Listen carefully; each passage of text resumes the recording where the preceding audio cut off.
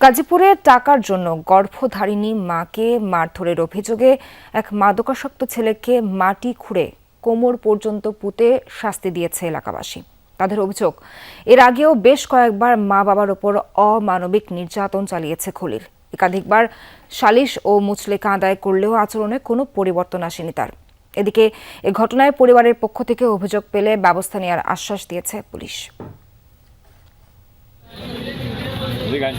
টাকার জন্য মা বাবার গায়ে প্রায়ই হাত তোলে মাদকাসক্ত খলিল।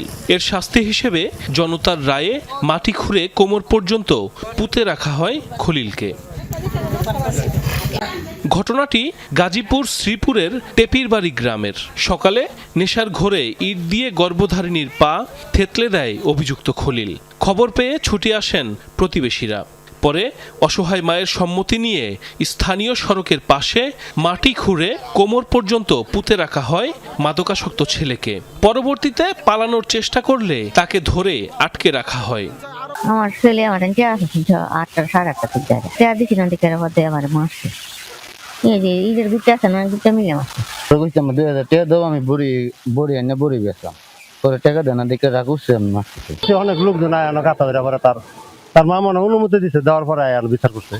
স্থানীয়দের অভিযোগ, এর আগেও বেশ কয়েকবার নেশার টাকা না পেয়ে মা বাবার ওপর অমানবিক নির্যাতন চালায় খলিল। পরবর্তীতে একাধিকবার গ্রাম্য সালিশ ও মুচলেকা আদায় করা হলেও আচরণে কোনো পরিবর্তন আসেনি তার।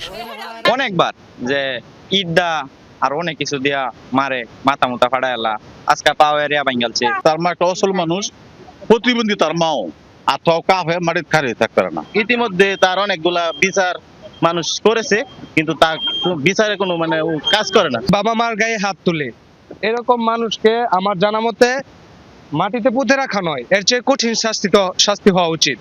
মাদকের ভয়াবহতায় মা বাবার প্রতি সন্তানের এমন নির্মম অত্যাচারে হতবাক এলাকাবাসী। তবে পরিবারের পক্ষ থেকে অভিযোগ দেয়া হলে ব্যবস্থা নেওয়ার আশ্বাস দিয়েছে পুলিশ।